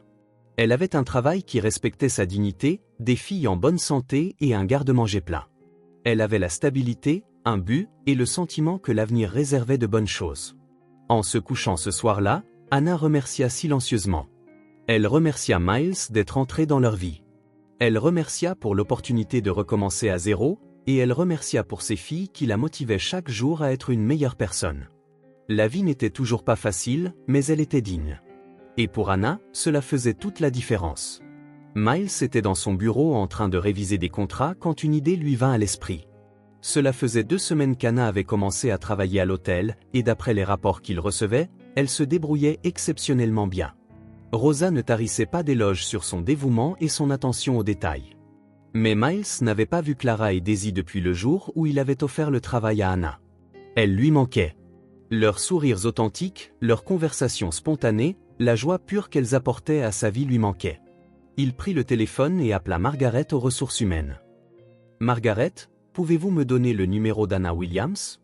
Je veux lui parler de quelque chose. » « Bien sûr, Monsieur Harrison, y a-t-il un problème avec son travail? » « Non, au contraire, c'est quelque chose de personnel. » Miles appela Anna cet après-midi-là, sachant qu'elle serait déjà à la maison avec les filles. Anna, c'est Miles. Miles, quelle bonne surprise. Comment allez-vous? Je vais bien. Et vous toutes? Comment se passe l'adaptation au travail? C'est merveilleux. Nous. Vous n'avez pas besoin de me remercier. En fait, je voulais faire une proposition. Que diriez-vous que Clara et Daisy passent un samedi avec moi à l'hôtel? Elles pourraient voir où vous travaillez. Peut-être déjeuner au restaurant. Utiliser la piscine. De l'autre côté de la ligne, Anna resta silencieuse un moment. Miles, c'est très généreux, mais je ne veux pas que vous vous sentiez obligé. Anna, ce n'est pas une obligation. C'est une envie.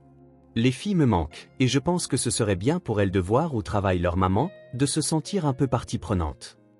Laissez-moi leur demander. Miles entendit Anna appeler les filles et expliquer la proposition. La réponse fut immédiate. Des cris de joie et un cœur de oui, oui, oui. Je pense que vous avez votre réponse, Rihanna. Elles adoraient. Samedi matin, Miles passa prendre Clara et Daisy. Elles attendaient sur le trottoir, portant leurs plus belles robes et avec les cheveux soigneusement coiffés en tresses qu'Anna avait faites. Monsieur Mill, crièrent les deux à l'unisson en courant vers lui. Mes petites chéries, vous êtes magnifiques. Maman a dit qu'on allait voir où elle travaille, dit Clara, excitée. Et qu'on allait manger de la nourriture d'hôtel, ajouta Daisy, les yeux brillants. Nous allons faire tout ça et plus encore. Pendant le trajet vers l'hôtel, les filles ne s'arrêtèrent pas de parler. Elles lui parlèrent de la crèche, des nouvelles amies qu'elles s'étaient faites, de leur fierté envers leur mère. Maman rentre fatiguée mais heureuse, observa Clara. Elle dit qu'elle aime son travail. Et elle a acheté de la nouvelle nourriture, s'exclama Daisy. Même du yaourt. On n'avait jamais eu de yaourt avant. Miles sourit, sentant sa poitrine se réchauffer. Savoir qu'il avait fait une différence dans leur vie était meilleur que n'importe quel succès professionnel. Quand ils arrivèrent à l'hôtel Harrison, Clara et Daisy restèrent sans voix. C'est ici que maman travaille? Chuchota Clara, impressionnée. C'est si joli, dit Daisy en regardant le hall en marbre avec de grands yeux. Vous voulez voir où travaille votre maman? Les filles hochèrent la tête avec enthousiasme. Miles les emmena à l'ascenseur de service et à l'étage où travaillait Anna. Il s'était arrangé avec Rosa pour qu'elle soit là le samedi juste pour montrer le travail aux filles. Les filles, s'exclama Rosa en les voyant. Vous devez être Clara et Daisy. Votre mère parle tellement de vous. Vous connaissez notre maman? Demanda timidement Clara. Bien sûr que je la connais. C'est l'une des meilleures employées que nous ayons. Vous devez être très fiers d'elle. Nous le sommes, répondit Daisy avec conviction. Rosa leur montra une chambre qu'Anna avait préparée ce matin-là. Tout était parfait. Drap tendu sans un pli, serviettes pliées artistiquement, la salle de bain étincelante. Votre mère a fait tout ça, expliqua Rosa. Elle a un talent spécial pour rendre tout beau. Clara et Daisy passèrent leurs mains sur les draps, impressionnés. Maman est très soignée, dit Clara avec fierté. Elle garde toujours notre maison bien rangée aussi, ajouta Daisy. Après la visite de l'étage de travail, Miles emmena les filles au restaurant principal de l'hôtel. L'endroit était élégant, avec des tables en bois poli, des couverts brillants et une vue sur le jardin. « Je peux commander n'importe quoi ?» demanda Daisy en regardant le menu avec de grands yeux. « Tout ce que tu veux. » Les filles choisirent des hamburgers avec des frites, du jus d'orange et pour le dessert, de la glace avec une sauce au chocolat. Miles ne commanda qu'une salade, mais finit par manger la moitié de leurs frites parce qu'elles insistèrent pour qu'il les goûte. « Monsieur Mill, dit Clara entre deux bouchées. C'est le meilleur déjeuner de notre vie. Mieux que les pancakes au café, taquina Miles. Différent, réfléchit Daisy. Les pancakes sont spéciaux parce que c'était le premier endroit où nous sommes allés ensemble. Mais c'est spécial parce que c'est là que notre maman travaille. Après le déjeuner, Miles les emmena à la piscine de l'hôtel. Il leur avait apporté de nouveaux maillots de bain, et quand elles virent la grande piscine bleue avec des chaises longues tout autour et une vue sur la ville, elles restèrent sans voix. « On peut vraiment entrer ?» demanda Clara, incrédule. « Bien sûr. C'est pour ça qu'on est venu. » Les filles coururent au vestiaire pour se changer et revinrent en courant. La première chose qu'elles firent fut de plonger, criant de joie. Miles s'assit sur une chaise longue, les regardant jouer. « Regarde, Monsieur Mill, je sais nager », cria Daisy en faisant des mouvements maladroits qui ressemblaient plus à du petit chien. « Moi aussi », Clara essaya d'imiter sa sœur. Elles jouèrent dans la piscine pendant plus d'1 heure. Elles inventèrent des jeux, firent semblant d'être des sirènes et rirent jusqu'à en perdre le souffle. Miles ne pouvait s'empêcher de sourire à leur joie pure. Quand elles sortirent de la piscine, les filles se séchèrent et s'assirent à côté de Miles. « Monsieur Mill, » dit Clara, soudainement sérieuse. « Nous voulions vous dire quelque chose. »« Qu'est-ce que c'est ?» ?»« Nous n'avons jamais eu une journée aussi spéciale, » commença Daisy. « Nous n'avons jamais mangé dans un endroit aussi beau, jamais nagé dans une si grande piscine. On s'est sentis comme des princesses, » ajouta Clara. « Vous êtes des princesses. Des princesses très spéciales. » Clara resta pensive un instant. « Monsieur Mill, peut-être que maintenant nous pourrons avoir une bonne éducation, » dit-elle, puis secoua la tête. « Mais c'est déjà assez bien. Nous avons de la nourriture et vous venez nous voir. » Miles sentit quelque chose se serrer dans sa poitrine. Même après tout ce qui avait changé dans leur vie, Clara rêvait encore de choses de base comme avoir une bonne éducation. Et pourtant, elle était reconnaissante pour ce qu'elle avait. « Clara, vous aurez une éducation. Vous deux. Vous aurez toutes les opportunités que vous méritez. » « Vous le pensez vraiment ?» demanda Daisy, pleine d'espoir. « J'en suis sûre. Vous êtes très intelligentes, les filles. Vous accomplirez tout ce que vous voudrez dans la vie. » À la fin de l'après-midi, Miles ramena les filles à la maison. Elles étaient fatiguées, mais radieuses, parlant sans arrêt de tout ce qu'elles avaient vécu. « Maman ne va pas le croire, » dit Clara dans la voiture. « On va tout lui raconter. Chaque petite chose, » ajouta Daisy. Quand ils arrivèrent à l'immeuble, Anna attendait à la fenêtre. Elle descendit en courant pour les accueillir. « Comment c'était, les filles ?» demanda-t-elle en les serrant toutes les deux dans ses bras. « Maman, c'était incroyable, » commença Clara. « On a vu où tu travailles, et mademoiselle Rosa a dit que tu es la meilleure employée. Et on a mangé dans un vrai restaurant, » ajouta Daisy. « Avec un serveur et tout. Et on a nagé dans une piscine géante, » compléta Clara. Anna regarda Miles avec des larmes aux yeux. « Miles, merci. Vous n'avez aucune idée de ce que cela signifie pour elle. C'était spécial pour moi aussi, Anna. Elle me manquait. »« On pourra y retourner, monsieur Mill ?» demanda Daisy. « Quand vous voudrez. » Quand Miles leur dit au revoir ce soir-là, il se sentit complet d'une manière qu'il ne l'avait pas été depuis des années. Il avait offert une journée spéciale à Clara et Daisy, mais elle lui avait donné quelque chose d'encore plus grand. Le souvenir de combien il est bon de rendre quelqu'un heureux sans rien attendre en retour. En rentrant chez lui, Miles pensa à la phrase de Clara. « Peut-être que maintenant nous pourrons avoir une bonne éducation. Mais c'est déjà assez bien. » La gratitude de ses filles, même en rêvant de choses si basiques, l'inspirait à être une meilleure personne chaque jour. Il avait trouvé plus que 2 enfants dans une boulangerie. Il avait trouvé une famille qui lui avait appris le vrai sens du bonheur. Anna était à l'épicerie en train d'acheter des ingrédients pour le dîner quand elle entendit une voix familière derrière elle. Anna. Anna Williams. Elle se retourna et vit Brenda, une ancienne collègue du magasin où elle avait travaillé avant de se retrouver au chômage. Brenda avait les cheveux roux et une expression qui semblait toujours juger quelque chose. « Salut, Brenda, » dit Anna en essayant de paraître joyeuse. « Comment vas-tu ? » ?»« Bien, bien. Et toi ? J'ai entendu dire que tu avais trouvé un travail. »« Oui. À l'hôtel Harrison. » »« Ça se passe très bien. » Brenda haussa un sourcil. « Hôtel Harrison. Cet endroit chic du centre-ville. Comment as-tu trouvé un travail là-bas ?» Anna hésita. Elle ne savait pas exactement comment expliquer la situation sans paraître étrange. C'était grâce à une recommandation. « Anna. » Brenda se rapprocha, baissant la voix. « Tu dois faire attention. Ces opportunités qui apparaissent de nulle part ont toujours un prix. » « Que veux-tu dire ? » Un homme riche n'aide pas gratuitement. Jamais. Surtout pas une jeune et jolie femme avec 2 petites filles. Anna sentit son sang se glacer. « Ce n'est pas comme ça, Brenda. C'est une bonne personne. C'est ce qu'ils veulent te faire croire. D'abord vient l'aide, puis vient le prix. Et le temps que tu t'en rendes compte, tu seras dans une situation dont tu ne pourras pas sortir. » Les mots de Brenda étaient comme des gifles pour Anna. Chaque phrase plantait une graine de doute qu'elle ne voulait pas ressentir. « Tu as tort, » murmura Anna, mais sa voix manquait de conviction. « J'essaie de te protéger. Tu as 2 petites filles à qui penser. Tu ne peux pas te permettre d'être naïve. » Anna termina rapidement ses courses et quitta le marché, mais les mots de Brenda résonnaient dans son esprit tout le long du chemin du retour. Un homme riche n'aide pas gratuitement. Tôt ou tard, il va réclamer son dû. À la maison, Anna essaya de se concentrer sur la préparation du dîner, mais ses mains tremblaient en coupant les légumes. Les doutes que Brenda avait plantés commencèrent à pousser comme de la mauvaise herbe. « Maman, pourquoi es-tu triste ?» demanda Clara en apparaissant dans la cuisine. Anna sursauta. « Je ne suis pas triste, ma chérie. Juste en train de penser. Quelqu'un a dit que peut-être Monsieur Mill n'est pas aussi bon que nous le pensons. » Clara fronça les sourcils.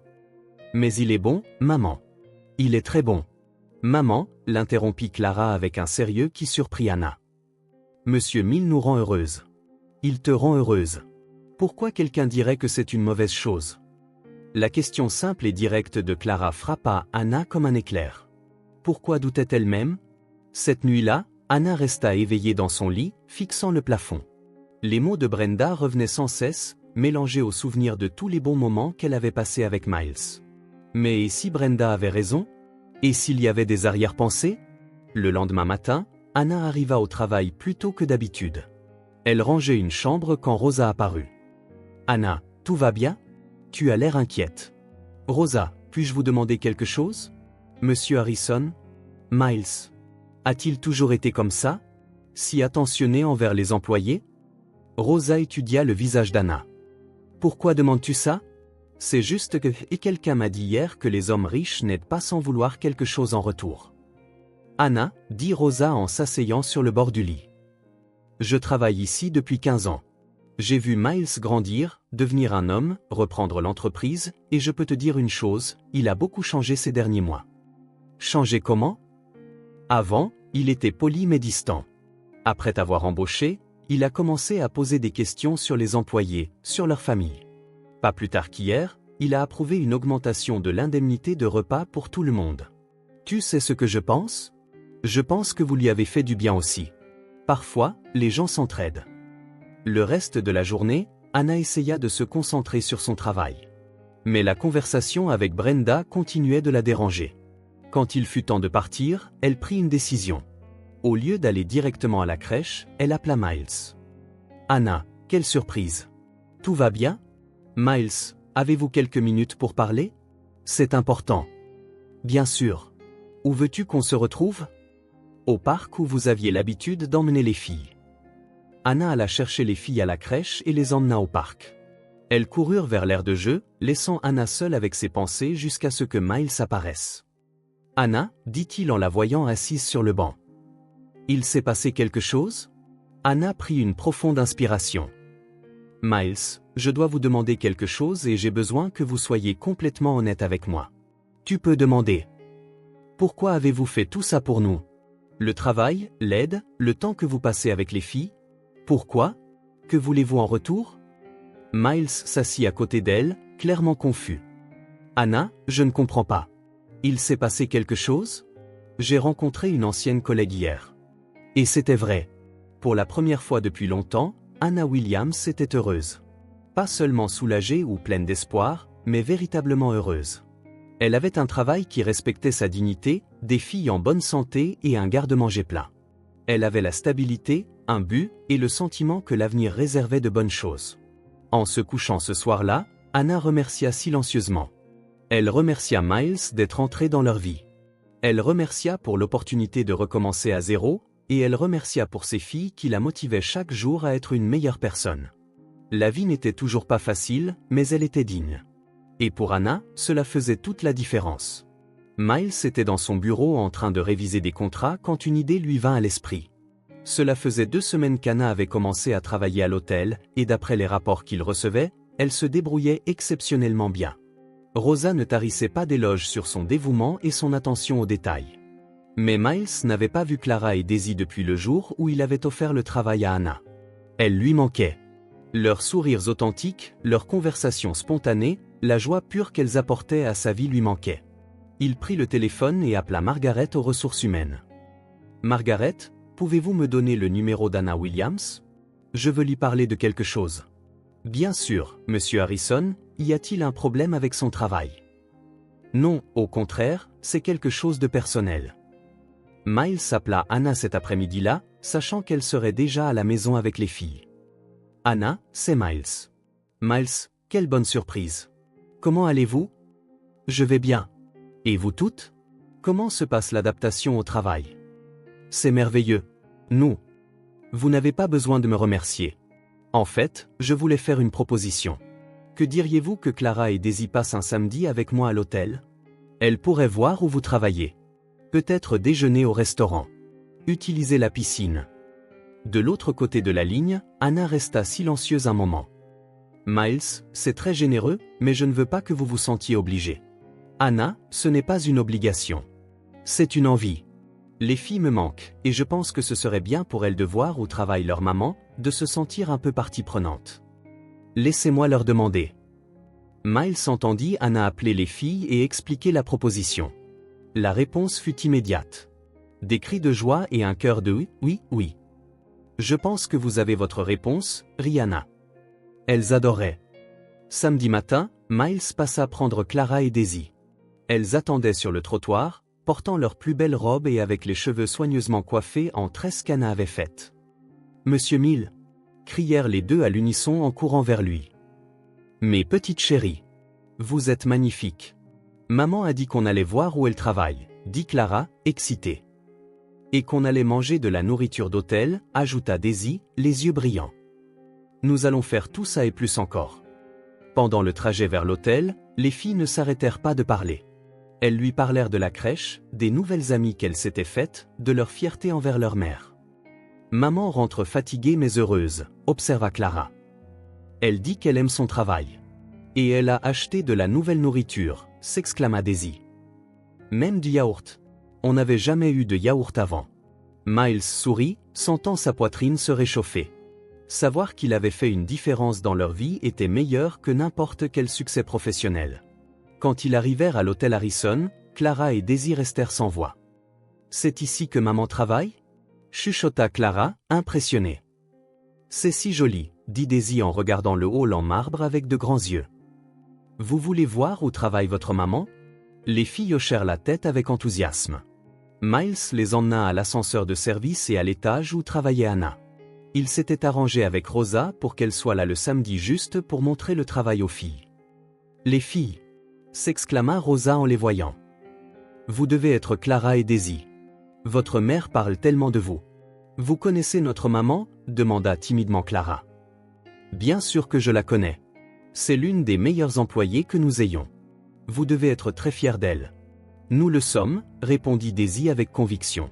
Rosa leur montra une chambre qu'Anna avait préparée ce matin-là. Tout était parfait. Drap tendu sans un pli, serviettes pliées artistiquement, la salle de bain étincelante. Votre mère a fait tout ça, expliqua Rosa. Elle a un talent spécial pour rendre tout beau. Clara et Daisy passèrent leurs mains sur les draps, impressionnés. Maman est très soignée, dit Clara avec fierté. Elle garde toujours notre maison bien rangée aussi, ajouta Daisy. Après la visite de l'étage de travail, Miles emmena les filles au restaurant principal de l'hôtel. L'endroit était élégant, avec des tables en bois poli, des couverts brillants et une vue sur le jardin. Je peux commander n'importe quoi? Demanda Daisy en regardant le menu avec de grands yeux. Tout ce que tu veux. Les filles choisirent des hamburgers avec des frites, du jus d'orange et pour le dessert, de la glace avec une sauce au chocolat. Miles ne commanda qu'une salade, mais finit par manger la moitié de leurs frites parce qu'elles insistèrent pour qu'il les goûte. Monsieur Mill, dit Clara entre deux bouchées. C'est le meilleur déjeuner de notre vie. Mieux que les pancakes au café, taquina Miles. Différent, réfléchit Daisy. Les pancakes sont spéciaux parce que c'était le premier endroit où nous sommes allés ensemble. Mais c'est spécial parce que c'est là que notre maman travaille. Après le déjeuner, Miles les emmena à la piscine de l'hôtel. Il leur avait apporté de nouveaux maillots de bain, et quand elles virent la grande piscine bleue avec des chaises longues tout autour et une vue sur la ville, elles restèrent sans voix. « On peut vraiment entrer ?» demanda Clara, incrédule. « Bien sûr. C'est pour ça qu'on est venu. » Les filles coururent au vestiaire pour se changer et revinrent en courant. La première chose qu'elles firent fut de plonger, criant de joie. Miles s'assit sur une chaise longue, les regardant jouer. « Regarde, Monsieur Mill, je sais nager !» cria Daisy en faisant des mouvements maladroits qui ressemblaient plus à du petit chien. « Moi aussi !» Clara essaya d'imiter sa sœur. Elles jouèrent dans la piscine pendant plus d'1 heure. Elles inventèrent des jeux, firent semblant d'être des sirènes et rirent jusqu'à en perdre le souffle. Miles ne pouvait s'empêcher de sourire à leur joie pure. Quand elles sortirent de la piscine, les filles se séchèrent et s'assirent à côté de Miles. « Monsieur Mill, dit Clara, soudainement sérieuse. Nous voulions vous dire quelque chose. »« Qu'est-ce que c'est ?»« Nous n'avons jamais eu une journée aussi spéciale, » commença Daisy. « Nous n'avons jamais mangé dans un endroit aussi beau, jamais nagé dans une si grande piscine. On s'est sentis comme des princesses, ajouta Clara. Vous êtes des princesses. Des princesses très spéciales. Clara resta pensive un instant. Monsieur Mill, peut-être que maintenant nous pourrons avoir une bonne éducation, dit-elle, puis secoua la tête. Mais c'est déjà assez bien. Elle a dit que les hommes riches n'aident pas gratuitement. Qu'il y a toujours un prix. Et j'ai commencé à réfléchir. Miles resta silencieux un long moment, et Anna sentit son cœur s'accélérer. Anna, dit-il finalement, sa voix douce mais ferme. Regarde-moi. Elle se tourna pour lui faire face. Je ne veux rien de toi. Rien. Je veux juste que vous alliez bien. Mais pourquoi? Pourquoi vous en souciez-vous? Miles soupira comme s'il essayait de trouver les bons mots. Avant de vous rencontrer, vous et les filles, j'étais vide. J'avais tout ce que l'argent pouvait acheter, mais je n'avais pas de vie. Je n'avais pas de but. Vous m'avez montré ce qui compte vraiment. Vous m'avez montré ce qu'est le véritable amour, une vraie famille. Il fit une pause, regardant Clara et Daisy jouer sur les balançoires. C'est moi qui devrais vous remercier, pas l'inverse. Vous m'avez sauvé la vie d'une manière que vous ne pouvez même pas imaginer. Anna sentit les larmes lui monter aux yeux. Mais si les gens parlent? Laissez-les parler. Je sais qui je suis. Tu sais qui tu es. Et les filles savent que nous nous soucions les uns des autres. C'est ce qui compte. Anna essuya ses larmes et sourit. Je suis désolé d'avoir douté. Tu n'as pas à t'excuser. Il est naturel que tu te protèges. À ce moment, Clara et Daisy coururent vers eux. Monsieur Mill, cria Daisy. On ne savait pas que vous veniez. Je suis venu vous rendre visite. Vous me manquiez. Vous nous manquiez aussi, dit Clara en se jetant dans ses bras. En fait, dit Miles, je vous ai apporté une surprise. Quelle surprise? Demandèrent-elles en même temps. Miles se dirigea vers sa voiture et revint avec 2 sacs à dos colorés, 2 petits uniformes scolaires et un sac rempli de fournitures scolaires. Vous allez commencer à étudier dans une vraie école, annonça-t-il. Clara et Daisy restèrent silencieuses un moment, comme si elles ne pouvaient pas y croire. Puis elles explosèrent en cris de joie. Vraiment? Demanda Clara en prenant le sac à dos rose. Très vrai. Vous commencez à l'école primaire Sunshine lundi. Daisy serra le sac à dos violet contre sa poitrine. On va avoir un vrai professeur? Un vrai professeur, des camarades de classe, la récréation, tout. Les 2 filles laissèrent tomber leur sac à dos et coururent serrer Miles en même temps, le faisant presque tomber. Merci, monsieur Mill, dit Clara en le serrant fort. Vous êtes le meilleur ami du monde, ajouta Daisy. Puis Clara recula un peu et regarda Miles avec ses yeux bleus sérieux. Monsieur Mill, dit-elle lentement. Vous êtes comme un papa pour nous. Anna sentit son cœur s'arrêter un instant. Oui, approuva Daisy. Un papa qui prend soin de nous, nous apporte des cadeaux et nous rend heureuses. Nous vous aimons beaucoup, dit simplement Clara.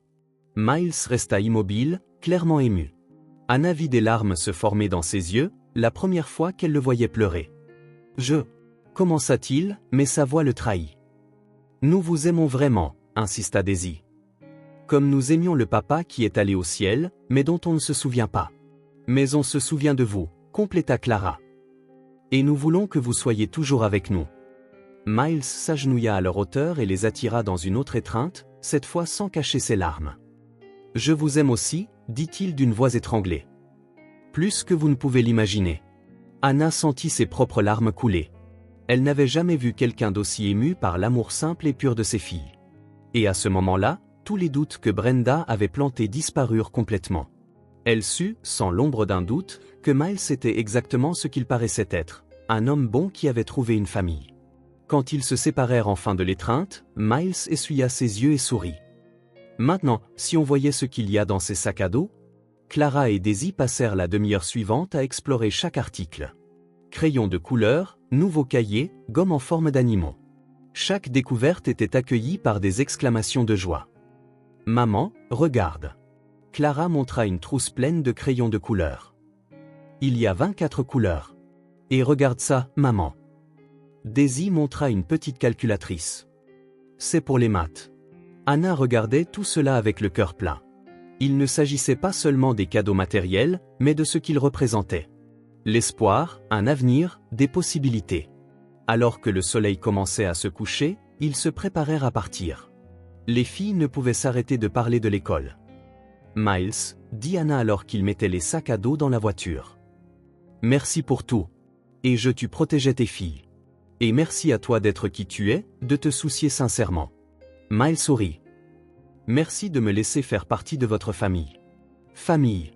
Le mot qui avait effrayé Anna au début sonnait maintenant parfaitement. Cette nuit-là, quand Anna mit les filles au lit, elle ne pouvait s'arrêter de parler de l'école. Maman, dit Clara avant de fermer les yeux. Tu penses que Monsieur Mills sera toujours notre ami? Toujours, mon amour. Même quand vous serez grande. Et pour la première fois depuis sa conversation avec Brenda, Anna y crut vraiment. Le téléphone sonna. C'était Anna. Miles, salut, c'est moi. Anna, comment vas-tu? Et les filles?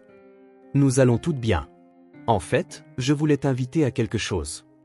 Miles s'arrêta d'écrire, lui accordant toute son attention. Quel genre d'invitation? Un dîner ici, chez moi. Demain soir, si tu peux. Rien d'extravagant. Juste un dîner en famille. Miles sentit sa poitrine se réchauffer. J'adorais. Super. 19h, ça te va? Parfait. Le lendemain, Miles quitta le travail plus tôt. Il s'arrêta chez un fleuriste et acheta un simple bouquet de marguerites pour Anna. Il acheta aussi des chocolats pour Clara et Daisy. Quand il arriva à l'immeuble, il pouvait sentir l'odeur de la cuisine maison venant de plusieurs appartements. C'était l'heure du dîner et les familles se réunissaient. Pour la première fois, il se sentit faire partie de ce monde. « Monsieur Mill !» crièrent Clara et Daisy quand il frappa à la porte. « Mes filles préférées !» dit-il en les serrant toutes les deux dans ses bras. « Comment allez-vous? On va bien. Maman prépare un dîner très délicieux, annonça Daisy. Et on a aidé, ajouta fièrement Clara. Miles entra dans l'appartement et remarqua immédiatement la différence. Il y avait une nappe sur la table, pas neuve, mais propre et repassée, des fleurs dans un vase improvisé, des bougies allumées. Le petit foyer était plus vivant, plus accueillant que jamais. Miles. Anna apparut de la cuisine, s'essuyant les mains sur son tablier. Tu es venu.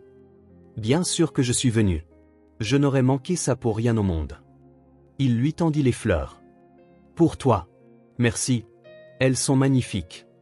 Anna sourit, clairement touchée. Assieds-toi, je t'en prie. Le dîner est presque prêt. Miles s'assit à la table et observa le mouvement de la maison. Clara et Daisy aidèrent Anna à apporter les plats. Il y avait une organisation naturelle, un rythme familial qu'il n'avait jamais connu. « Qu'est-ce que tu as cuisiné ?» demanda-t-il. « Du poulet rôti avec des pommes de terre », répondit Daisy, excitée.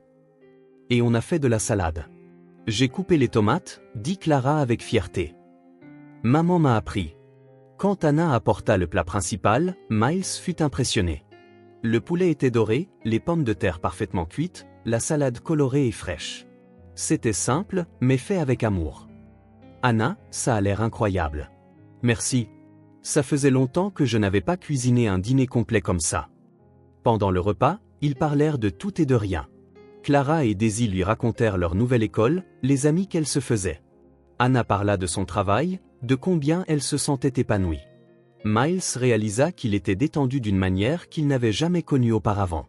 C'était juste une famille partageant un repas et parlant de leur journée. « Monsieur Mill, dit soudain Clara, nous avons une surprise pour vous. »« Une surprise ?»« Oui, confirma Daisy en sautant de sa chaise. Mais seulement après le dessert. » Le dessert était un pudding maison qu'Anna avait préparé. Miles mangea chaque cuillerée lentement, savourant non seulement le goût sucré, mais aussi le moment. « On peut lui donner la surprise maintenant ?» demanda Clara à Anna. « Oui, vous pouvez. » Les deux filles sortirent en courant et revinrent avec quelque chose emballé dans du papier coloré. « C'est pour toi, dit Daisy en lui tendant le cadeau. »« Vous n'auriez pas dû. »« Si, on aurait dû, insista Clara. »« Ouvre-le. » Miles le déballa soigneusement. À l'intérieur se trouvait un cadre photo en carton décoré de paillettes, de rubans et d'étoiles collées. Au centre, un dessin fait au crayon de couleur. 4 silhouettes se tenant la main, une grande femme blonde, 2 petites filles identiques et un homme en costume. Sous le dessin, en lettres soignées Kana avait clairement aidé à écrire, il était dit « Notre ami, notre cœur, notre famille ». Miles fixa le cadeau, incapable de parler. Ses mains tremblaient légèrement en tenant le cadre photo. « On l'a fait ensemble », expliqua Clara. « J'ai dessiné toi et Daisy a dessiné maman. Et maman a aidé avec les mots », ajouta Daisy. « Tu aimes ?» Miles essaya de répondre, mais sa voix ne sortait pas. Il regarda à nouveau le dessin, ces 4 silhouettes unies, et sentit quelque chose se briser à l'intérieur de sa poitrine. Mais ce n'était pas une rupture douloureuse. C'était comme si un mur qu'il avait construit autour de son cœur s'était enfin effondré. « Miles » demanda inquiet. « Ça va ?» Il essuya ses yeux et sourit. « C'est le plus beau cadeau que j'ai jamais reçu de ma vie. »« Vraiment ?» demanda Clara. « Vraiment. Je peux te faire un câlin ?» Clara et Daisy se jetèrent dans ses bras en même temps. Anna se rapprocha et fut également incluse dans l'étreinte. Là, dans ce petit appartement, tenant ces 3 personnes qui avaient complètement changé sa vie, Miles comprit enfin. Il n'était plus seul. Pendant des années, il avait vécu dans des appartements luxueux, entourés d'objets chers, mais complètement isolé. Il avait confondu le succès avec le bonheur, l'argent avec l'amour, le statut avec le but. Mais là, à cette simple table, avec ce dîner fait maison, avec ce cadeau fait à la main, il avait trouvé quelque chose qu'il ne savait même pas qu'il cherchait. Un foyer, pas un endroit cher et vide, mais un espace plein de vie, de rire et de conversations sincères. Un endroit où il était attendu, désiré et aimé pour qui il était, pas pour ce qu'il possédait. Une famille, pas des liens de sang ou de convenance, mais des gens qui se souciaient les uns des autres, qui se soutenaient, des gens qu'il avait choisis et qu'il avait choisis en retour. L'amour véritable, pas le genre d'affection intéressée qu'il avait connu toute sa vie, mais quelque chose de pur, d'inconditionnel et de transformateur. L'amour de 2 petites filles qui le voyaient comme un héros. Le respect d'une femme forte qui lui faisait confiance. « Monsieur Mill » dit Daisy, toujours dans l'étreinte. « Pourquoi tu pleures ?»« Ce sont des larmes de joie, ma chérie. Je suis très, très heureux. »« Nous aussi, » dit Clara. « On est une famille maintenant, n'est-ce pas ?» Miles regarda Anna, qui souriait à travers ses propres larmes. « Oui, nous le sommes, » confirma-t-il. « Une vraie famille. » Cette nuit-là, quand Miles retourna à son appartement, tout semblait différent. L'endroit était toujours luxueux, mais maintenant il avait un but. C'était là qu'il vivait pour pouvoir être proche de sa famille. Ce qui comptait vraiment était soigneusement posé sur sa table de chevet. Un cadre photo fait à la main par 2 petites filles qu'il aimait. Il appela Janet le lendemain matin. « Janet, je veux faire quelques changements à mon emploi du temps. À partir de maintenant, je veux toujours avoir les vendredis après-midi de libre et ne jamais rien programmer le week-end, sauf si c'est vraiment urgent. Y a-t-il un problème, monsieur Harrison ? Aucun problème. C'est juste que maintenant, j'ai une famille dont je dois m'occuper. » Miles Harrison avait commencé son voyage en tant que milliardaire solitaire, propriétaire de tous mes vides à l'intérieur, et il l'avait terminé en tant que quelque chose de bien meilleur. Un homme qui avait trouvé son vrai foyer dans le cœur de personnes qu'il aimait vraiment. Il avait découvert que la plus grande richesse ne se trouvait pas dans les comptes en banque ou les propriétés, mais dans le fait d'avoir quelqu'un qui vous attend à la maison, d'être aimé pour qui vous êtes, de faire partie de quelque chose de plus grand que vous-même. Miles était enfin complet. Si cette histoire a touché votre cœur, abonnez-vous à la chaîne et activez les notifications pour ne pas manquer les prochaines. Laissez un j'aime car cela aide cette histoire à être recommandée à plus de personnes. À la prochaine.